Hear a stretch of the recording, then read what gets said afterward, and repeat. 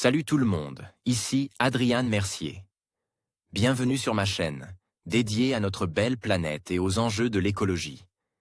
Si vous voulez en apprendre plus sur comment protéger notre environnement et adopter des gestes éco-responsables, pensez à vous abonner pour rester informé. Prêts à explorer ensemble? C'est parti. Bonjour à tous. Aujourd'hui, je vais aborder un sujet qui préoccupait de plus en plus les scientifiques, ce que nous redoutons le plus est en train de se produire dans nos océans. Dans cette vidéo, nous allons explorer les conséquences alarmantes du changement climatique sur la vie marine, les écosystèmes et même notre propre avenir. Je vais vous présenter des données récentes et des témoignages d'experts qui mettent en lumière l'urgence de la situation. Restez avec moi pour découvrir comment ces changements affectent notre planète et ce que nous pouvons faire pour y remédier. Copernicus vient de publier son 8e rapport sur l'état de l'océan et le constat est plus qu'alarmant. Ces derniers mois, les océans ont été confrontés à des anomalies exceptionnelles, parmi lesquelles des vagues de chaleur sous-marine très profondes, des floraisons inattendues du plancton, une fonte massive des glaces de mer, mais aussi une augmentation de la hauteur des vagues. Pour réaliser ce rapport, 120 experts du monde entier ont étudié les observations satellites, ainsi que les mesures effectuées dans l'eau. Le rythme de réchauffement des océans a fortement accéléré depuis les années 1960 et il a presque doublé depuis 2005. La température moyenne mondiale des océans gagne plus 0,13 degrés Celsius par décennie. Tous les océans sont concernés, avec une intensité qui varie. La mer Noire gagne plus 0,65 degrés Celsius par décennie et la mer Méditerranée gagne plus 0,41 degrés Celsius par décennie. D'une manière générale, les océans de l'hémisphère nord se réchauffent beaucoup plus vite que ceux de l'hémisphère sud. Le saviez-vous? Le corail est une créature bien vivante, souvent composée de millions de petits animaux baptisés polypes, qui construisent ensemble des récifs visibles depuis l'espace. Futura, un 5e de la surface des océans, a connu une canicule marine. L'une des premières caractéristiques de ces derniers mois est la multiplication des canicules marines, notamment autour de l'Europe et de la Méditerranée. En 2023, 22% de la surface globale de l'océan a connu au moins une vague de chaleur sévère à extrême, soit un 5e de la surface des océans. L'océan Atlantique est particulièrement touche. La surface qui a connu une vague de chaleur est passée de 20 à 90% entre 1982 et 2023.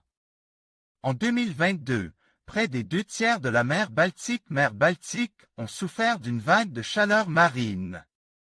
Du côte de l'Irlande et de la péninsule ibérique, les températures ont dépassé la norme de plus 6 degrés Celsius par rapport à la normale. Au cours de ces canicules marines qui durent en moyenne 145 jours. Ces vagues de chaleur ne sont pas seulement longues et intenses, elles sont également profondes. Ces températures anormalement élevées ont été mesurées jusqu'à 1500 mètres de profondeur dans la mer Méditerranée. Ces canicules marines ont perturbé la migration des espèces, dégradé les écosystèmes et mené à des mortalités de masse dans certaines zones. Les points désignent les zones concernées par des canicules marines en 2023, rouge, et en 2022, rose. En bleu, les zones où des vagues extrêmes ont été signalées, et en vert, les floraisons inattendues du plancton. Copernicus, des anomalies en série dans les océans. Un événement extrême particulièrement étonnant s'est produit en Crète en 2022. Un coup de froid intense dans l'eau a provoqué une floraison extrême et tardive du plancton. Le mélange des eaux froides et des chaudes a favorisé la concentration de nutriments, ce qui a fait exploser la floraison du plancton. L'acidité de l'eau a également fortement progressé, plus 30% depuis 1985. Autre conséquence à fort impact sur les côtes, les plus hautes vagues du monde tendent à être de plus en plus grandes. Aucune bonne nouvelle à signaler du côte des pôles, puisque les deux souffrent d'une fonte sans précédent des glaces de mer.